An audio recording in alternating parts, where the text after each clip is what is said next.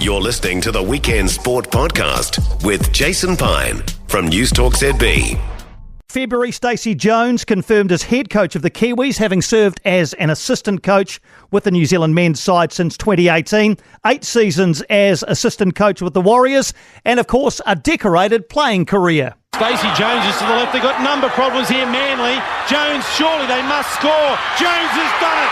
Stacey Jones, Manly only had 3 defenders. He beat Menzies, and as he has done throughout his career, Stacey Jones will get the Warriors home surely. The clock is winding down. Stacey Jones has the ball on the last play. How ironic in his career, he goes out a winner. Yeah, they called him the Little General, of course, more than 350 games at the highest level. He captained the Kiwis and played 46 tests for New Zealand, 261 games for the Warriors, 45 matches for the Catalan Dragons in Super League. He won the Golden Boot in 2002 for Best International Player, inducted into the New Zealand Rugby League Legends of League, included in the New Zealand Rugby League Team of the Century, inducted into the New Zealand Sports Hall of Fame and the NRL Hall of Fame, awarded the New Zealand Order of Merit for services to rugby league, arguably the greatest New Zealand rugby league player of all time. Nice to see you, mate. Yeah, Jason, thanks for having me. No, thanks for coming in, Stace. Let's talk about the Kiwis. How much are you looking forward to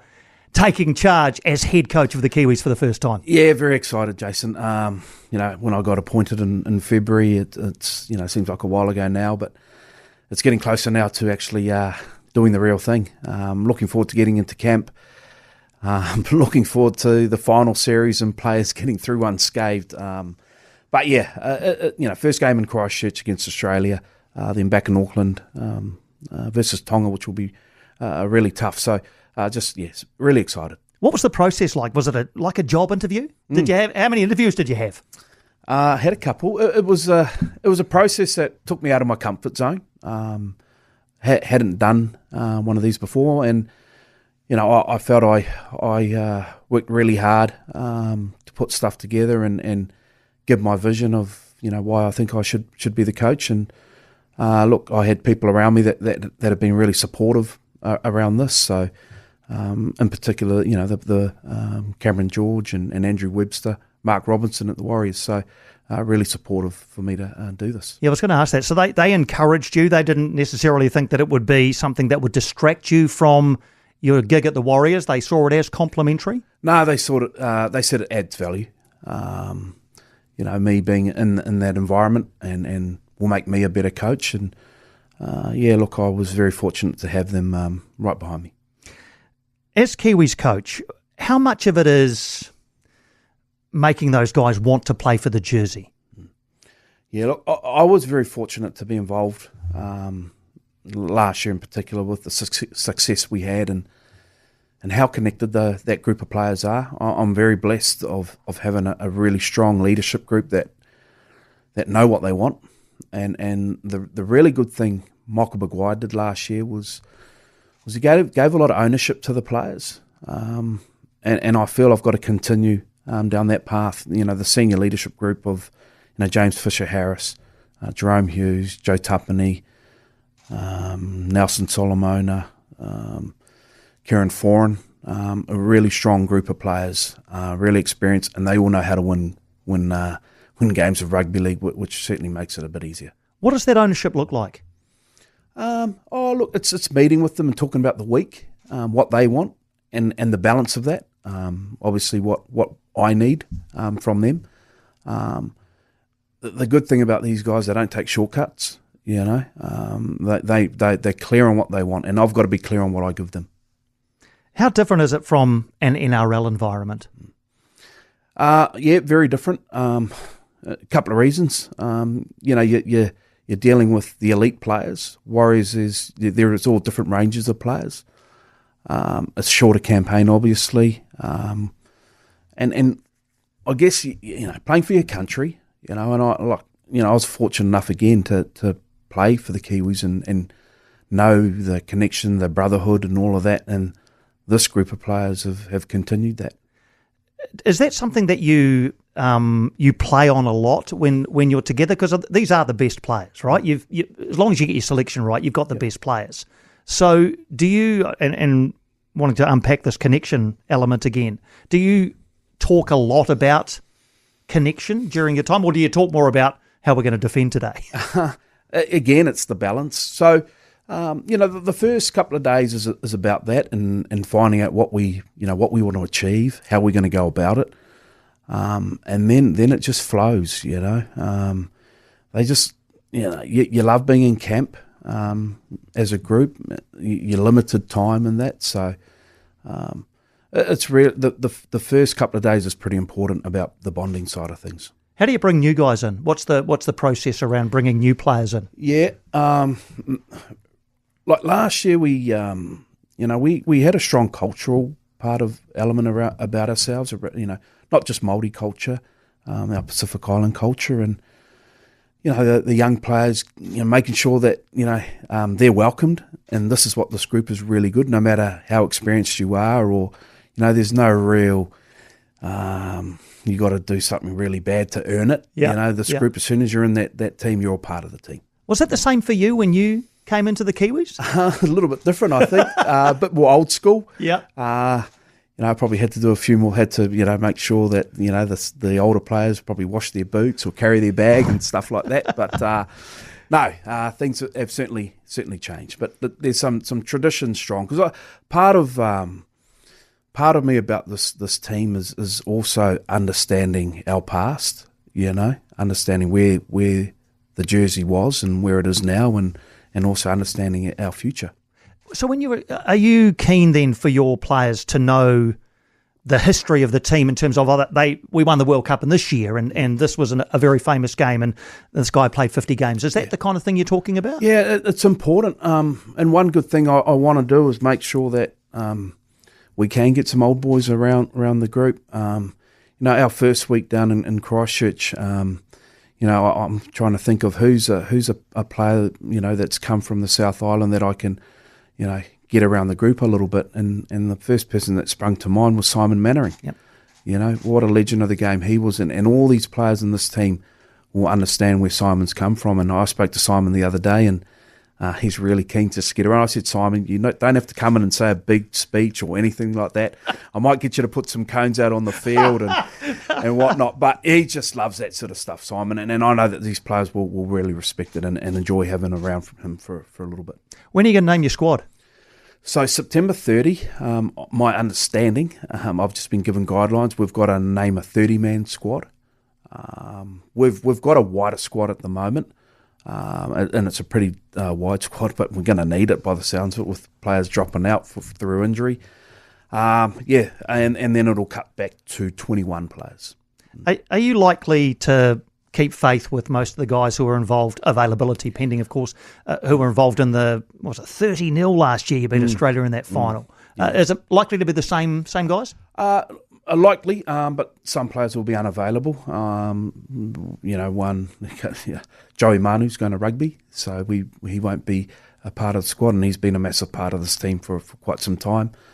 And then players injured too. There's a couple of injuries that we've got to deal with. So the exciting bit, there's a good core group of players from last year, but I'm also super excited about someone making their debut. Yeah. Stacey Jones is in studio with us. He'll take your calls if you like, 0800 80 1080, or text your questions through to 9292. They're starting to come in now, so we'll try and get some of those questions. Just on the players who definitely won't be there, is there anybody who categorically won't be there because either they're injured, they're resting, or they're having off-season surgery? Yeah, Dylan Brown injured his knee last round of the NRL season, so he needs surgery. He's going to be out for some time, so he's unavailable. Kieran Foran is having ankle surgery. Had ankle surgery yesterday, so he won't be there. And I'm just trying to think who else. There's Brandon Smith wasn't there last year, but he's injured too, so he would have definitely been in consideration. So yeah, tough, but give someone else an opportunity. You got a bunch of guys who are playing finals as well, right? Are you watching these games? I think there's only one of the 8 teams that doesn't have guys who are eligible if you want to pick them. Are you watching these games with your fingers crossed? Certainly am, Jason. I'm watching it, hoping no one gets injured, and also hoping that they play good footy, and in our final series, the game goes to another level. Absolutely. You might not be able to answer this question, but Chance Nicol-Klugstad was the only Warrior last year in the Kiwis. Might we see some more Warriors in the Kiwis? Yeah, so Chance is definitely in the picture. Murata Niokore was unavailable last year, so he's in contention. So there's a couple. I've just made a big wider squad, Jason. So just September 30, we'll know who's in that 30. And is it the case that you basically submit a list and then the NRL approach the players and say, hey, the Kiwis want you to play, do you want to play? Is that how it works? The New Zealand Rugby League. Right. So Motu Tony or Nadine Conlon, our manager, the selectors come up with a list and then we give that list to the New Zealand Rugby League, which is Motu and Nadine, and then they approach the clubs and say, these are the players that are in contention, and then the club will get back to us and say, he's not in contention because he needs surgery or he needs something. Right. And then, but look, I'm on the phone quite a bit to a lot of the players around different things over the years, but right at the moment I'm just letting them play footy or the ones that are finished to have a good break. I would imagine if I was a player and the phone rang up with Stacey Jones, I'd pick it up and say, yeah, I'll play. Do you? I know you'd never say it, but is a personal approach valuable in these situations? Definitely, yeah, definitely, and you got to be careful too around these things too. So, me and Motu did Motu Tony, the general manager of New Zealand Rugby League, did a trip to Australia when we had a bye, and we got around to a lot of players, and it was just group conversation too. That hey, you boys are all in contention, and you know they certainly want to play for their country. Brilliant. Your assistant coaches, man, it's an all-star cast. Steve Price, Nathan Kalis, Adam Blair, Daryl Halligan's your kicking coach, David Solomona, well-being manager. I'm interested in Stephen Kearney, though, culture and leadership advisor.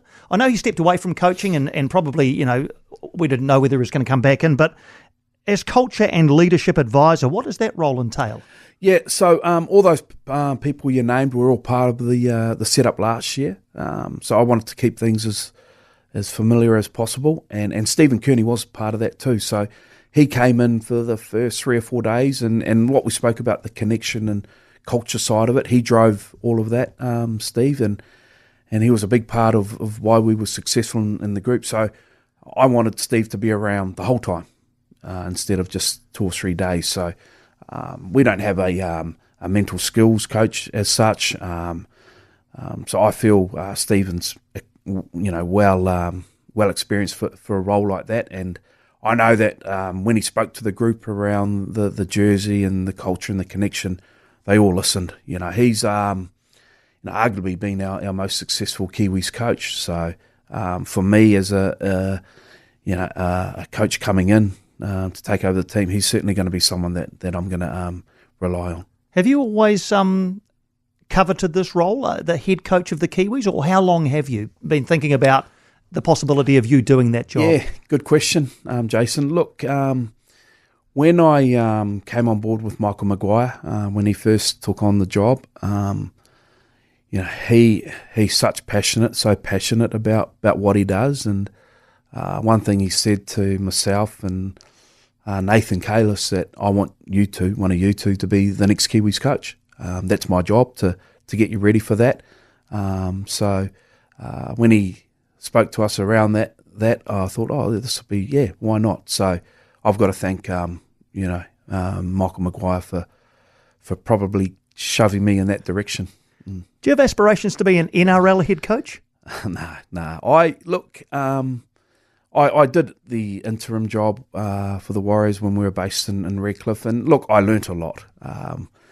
It was more man management than actual coaching. So, but I get to see how Andrew Webster works every day, really close. And look, it's a pretty full on job, and how he goes about things is brilliant. So, no, I don't. All right, fair enough. Good to have that cleared up. Look, you never say never, I'm sure. You know, you might love being Kiwis head coach, and all of a sudden you're coach of the Warriors. Who knows never what lies ahead? Yeah, never say never. Just before we go to a break, who gives if a halftime spray is needed? Who gives that? Is that you?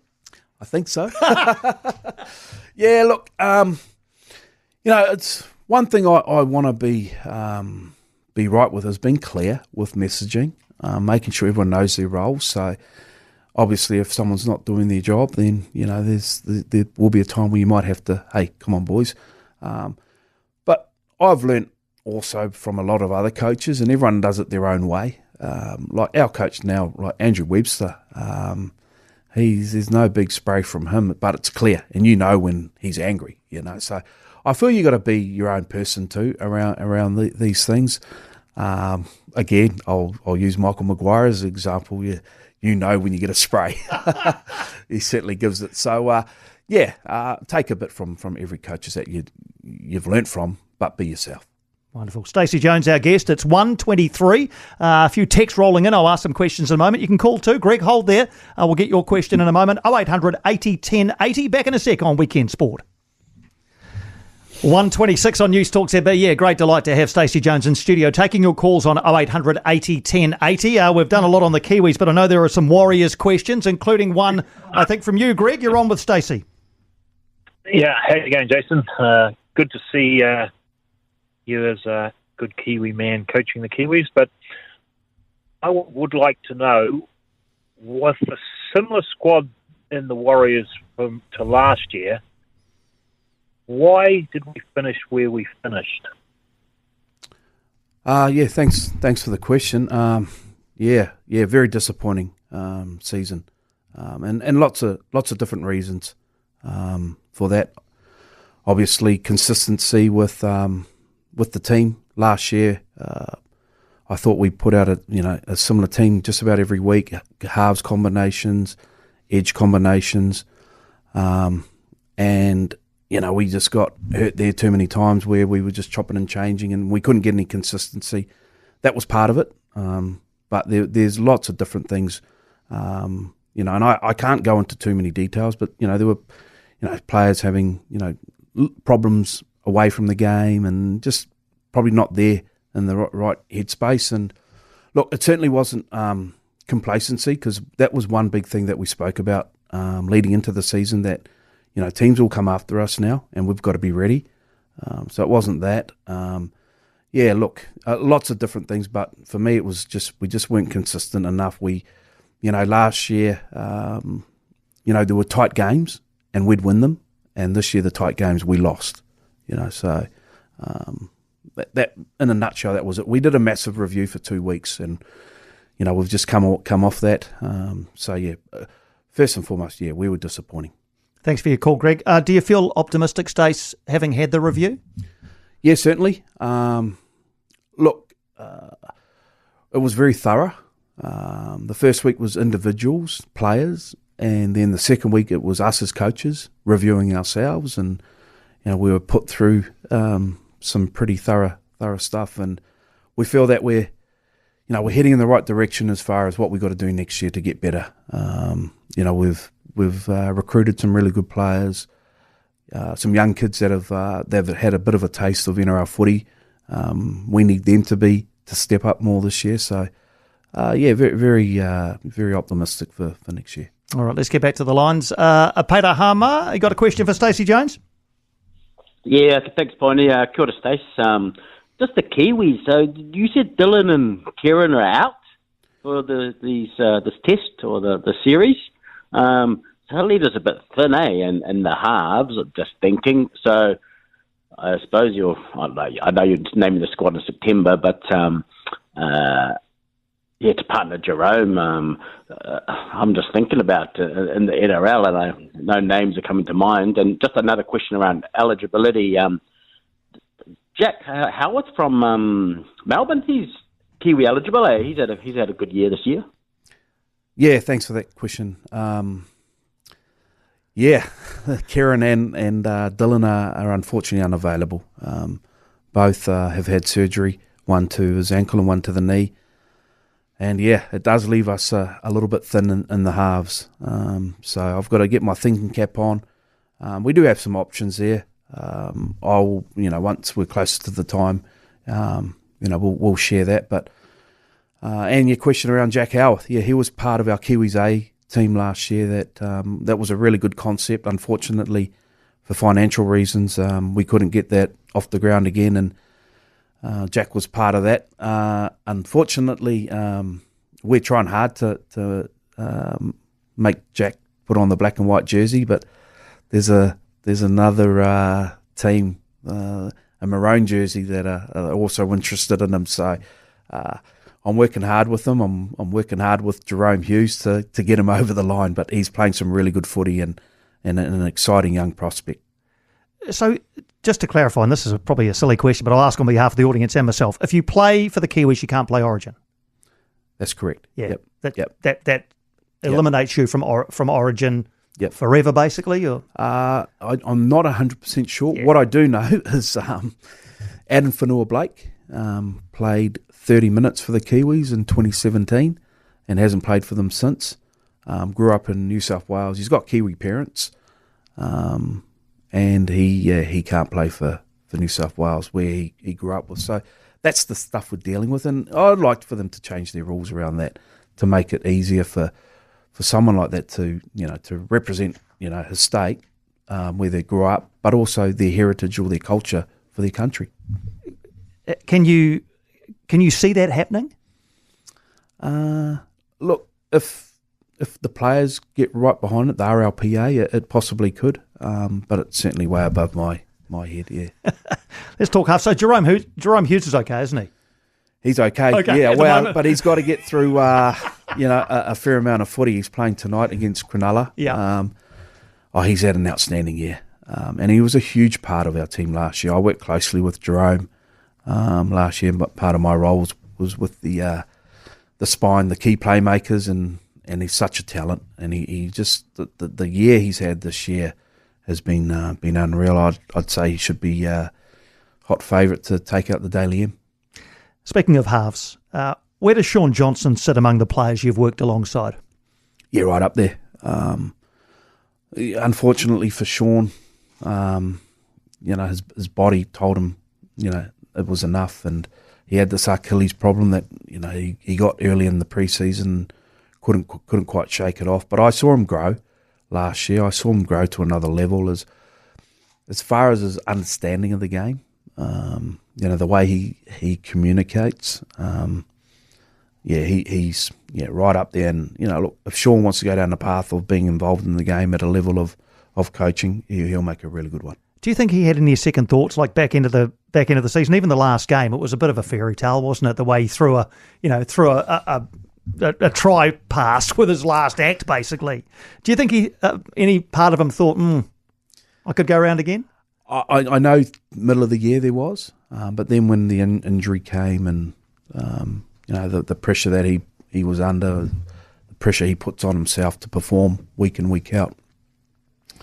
There was there, but then his body told him it was enough, and the last couple of weeks he just enjoyed himself. Yeah. And that Sharks game, he just said, "Give me the ball. I'll my last roll of the dice here," and we saw what he could do. Listen, he says, can you try and convince Shaun Johnson to come back? I have spoken to Shaun. I said, if we get any more injuries, would you consider? So, look, I haven't ruled it out. He hasn't ruled it out. But, look, it's a bit of a long shot. I know where Shaun is at. And, look, I'm not going to put a huge amount of pressure on him. But I've just told Shaun that I know where you're at and I know where you sit in my mind. So, nothing will surprise you. You're talking about from a Kiwis point of view here. Well, yeah, I mentioned it to Shaun, but he when he decided he was going to retire, he's decided he was going to retire. But geez, if I get any more injuries, Well, if Jerome Hughes goes down, you might need him. Just in terms of, I'm interested in it. I think our audience are interested in Shaun inside the team environment. We see the public face. He does media. He does post-match, that sort of thing. How integral is he inside, or has he been inside the Warriors team environment, Shaun Johnson? Massive. You look at Shaun like there's a lot of kids playing the game because of Shaun, and he's right up there with as far as demand. Like he gets whenever we go to Australia, everyone knows Shaun, and he's a very respectful person.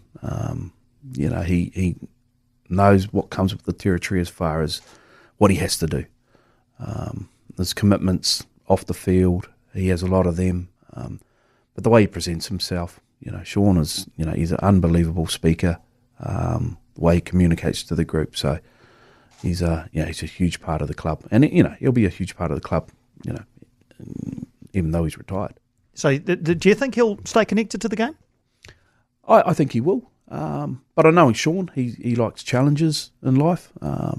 He likes to do lots of things. So he'll just, over the next few weeks, when I last spoke to him, that he's going to just nut out a few things. And I'm sure that he'll still be a part of the Warriors.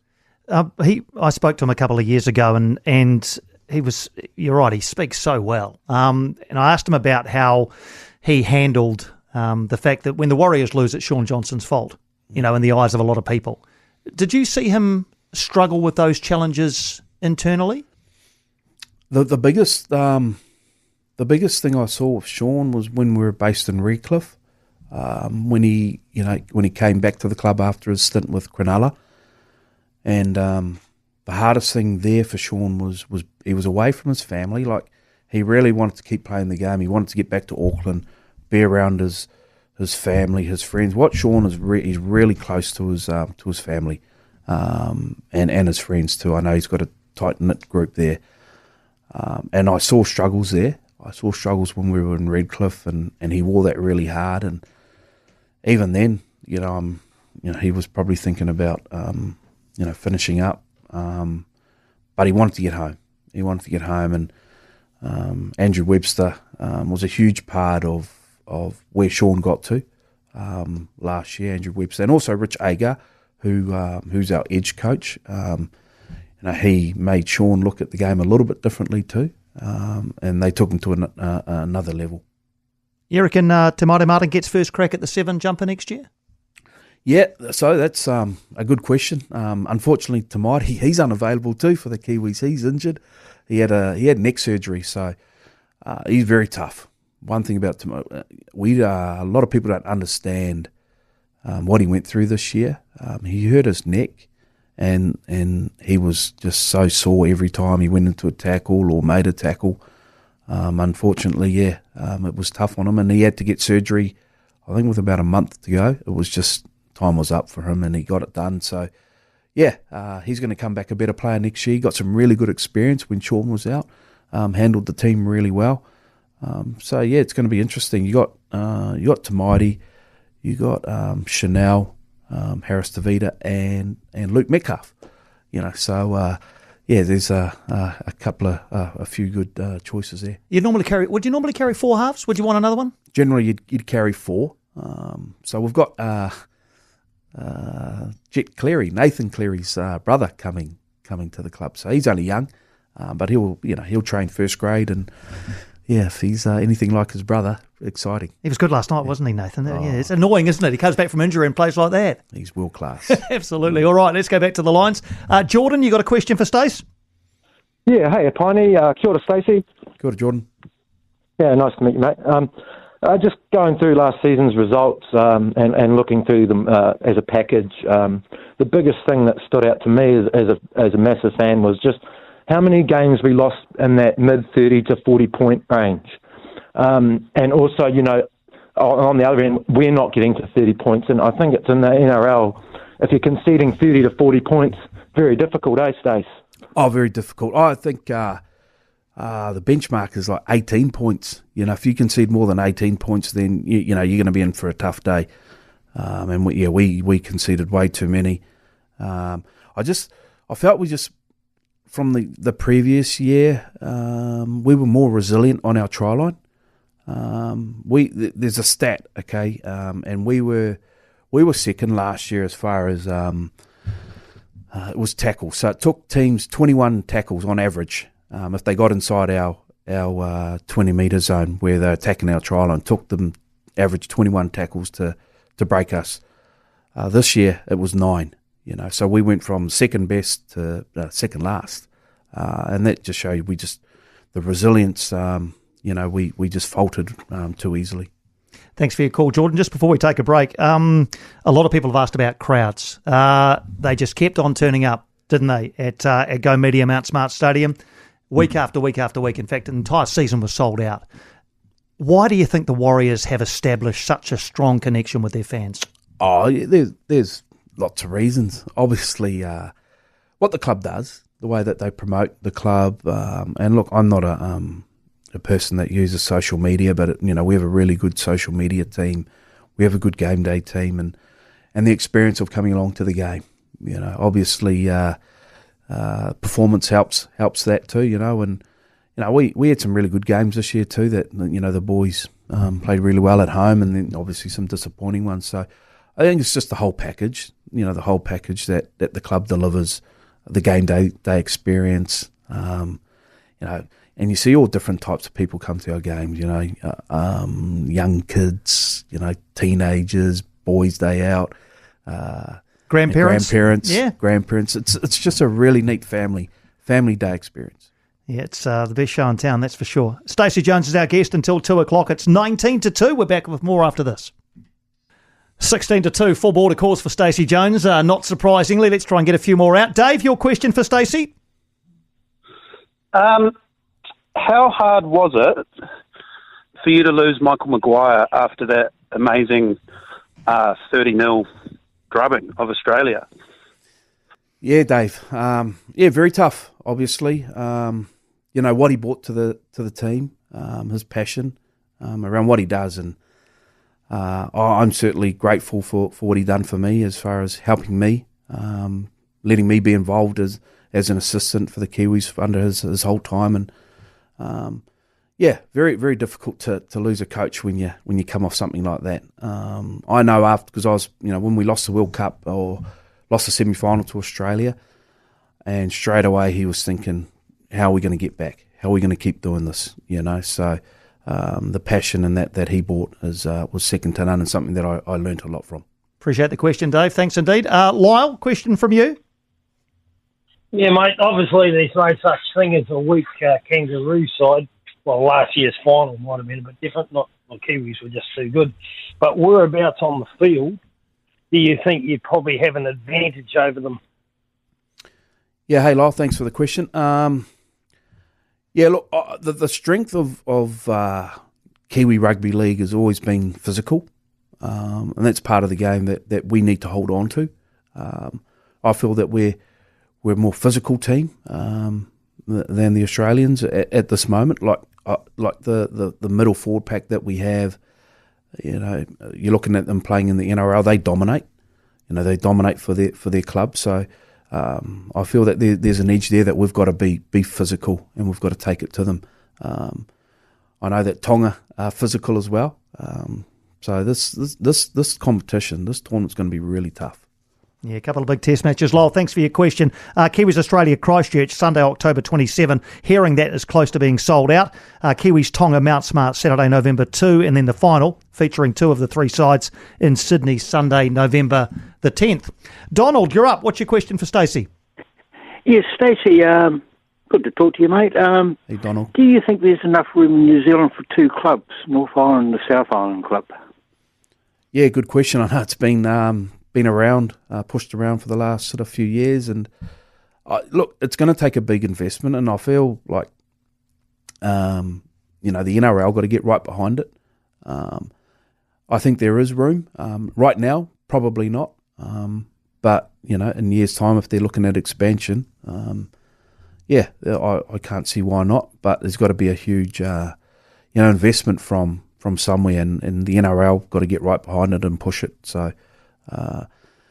Rugby union is a big code in this country, and it'll certainly make inroads into that. The player opportunities that will come with it will be huge. Yeah, NRL derby as well. Thanks, Donald. Appreciate it. And this could be Bung or Bunge, depending on how you pronounce it. How are you, mate? Yeah, I'm good, mate. How's things? Very good. You got a question for Stacey Jones?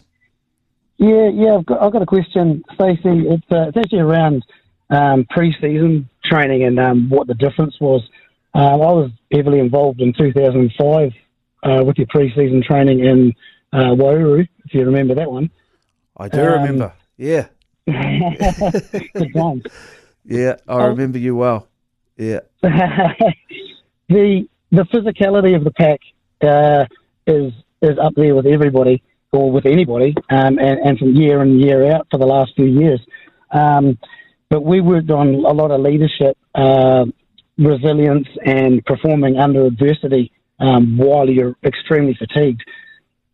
Was that something that was drilled into the boys pre-season this year, as much as, say, last year or the year before, where the determination and the fortitude under pressure seemed to be so much better? Yeah, very good question. Pre-season is where you get it. A lot of teams do army camp style trainings. They don't do it sort of every year.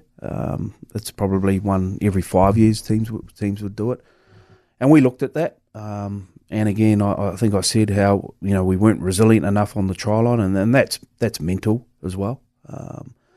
We've got to put ourselves in these situations, and part of our review was looking at we've got to do more game stuff where we put players under pressure, but also try to perform with the skill as well. So we felt we didn't do enough of that. We didn't put the players in pressure situations enough at training for them to take it on the field. And there were reasons why we didn't do it. It wasn't like we didn't want to do it. It was just trying to find the right time and space to do it. But it's certainly right at the front of our mind heading into this pre-season.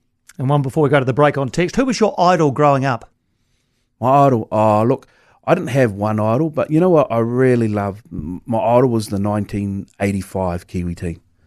I remember going to Carlisle Park and watching them beat Australia, and it was Clayton Friend and Mark Graham, Hugh McGann, Olsen, James Luluai, Gary Kimball, what a team! Gary Prome. They were that was my idol. That era of team. 10-2, back to mop up the final few questions with Stacey Jones when we come back. 7-2, Cameron, you got the last question for Stacey Jones. Yes, thanks, guys. Hey, look, Stacey, when I look at the Kiwis team, I see our halves. We have two of probably the strongest running halves in the competition. I mean, I think Matthew Johns called Jerome Hughes the strongest ever. And I'm just wondering, like, we sort of seem to lack a little general, I guess, players like you in your mould. When you get into those Kiwis environments, how much time do you get to coach them, and how much time is more man management because of the short time frame you get with those players? Yeah, Cameron, good question. You don't get a lot of time, and the beauty of having experienced halves like Jerome in the team and a good leadership group sort of helps you with that. So Jerome's a very strong runner of the footy. His game's gone to another level. His kicking game is certainly exceptional. So you're very lucky to have someone like Jerome in the team because, a lot of it is player-led too, and you've got to let them, express themselves. Thanks for your call, Cameron. Thanks for your question. Thanks for all your questions. I'm sorry we couldn't get to all of them. Just a couple of quick fire from me to finish. How does Stacey Jones relax? I don't mind a punt and a beer. I've got a horse racing today in Australia. You're part ownership of a horse. So Quintessa Race 7 in Flemington. I enjoy that. Good mates with other people in the club like Cameron George. He's part of that too. So we'll go away and have a quiet beer and a punt. I love that. And my family too. So I love spending time with my family around stuff. And when it's footy, you don't have much time for much else. My parents live up in the far north. My dad's a farmer, so I love getting up there and getting on the farm and helping out wherever I can. So get my hands dirty and stuff like that. So yeah, it's pretty cool. And can you walk around freely without being pestered, by fans wanting to talk rugby league or get a selfie? Yeah, it's pretty good. I'm left alone. Really? Yeah, it's pretty cool. Oh, I would have thought that you'd be mobbed at shopping malls and things like that. Right, final couple. If there was a 100-metre sprint with the current Warriors squad, who would win that? 100-metre sprint, I would say Luke Metcalf. Luke Metcalf? Interesting. I'd say Luke Metcalf. I thought it might be one of the outsides. His nickname is Zip. Yeah. Okay, what about a 3K run? A 3K run, Freddie Lussick.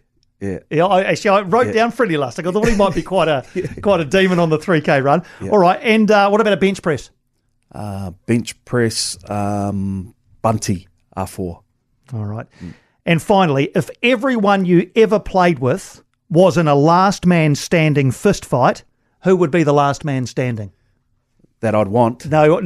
Everyone you've ever played with, you're in it as well. Oh, yeah. Who'd be the last man standing in an all-in fist fight involving every player you've ever played with? Oh, geez. You got Monty Beetham.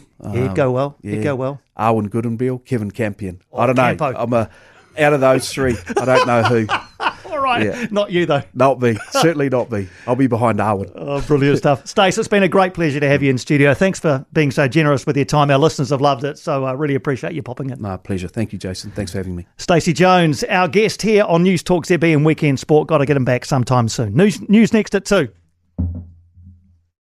For more from Weekend Sport with Jason Pine, listen live to News Talk ZB weekends from midday or follow the podcast on iHeartRadio.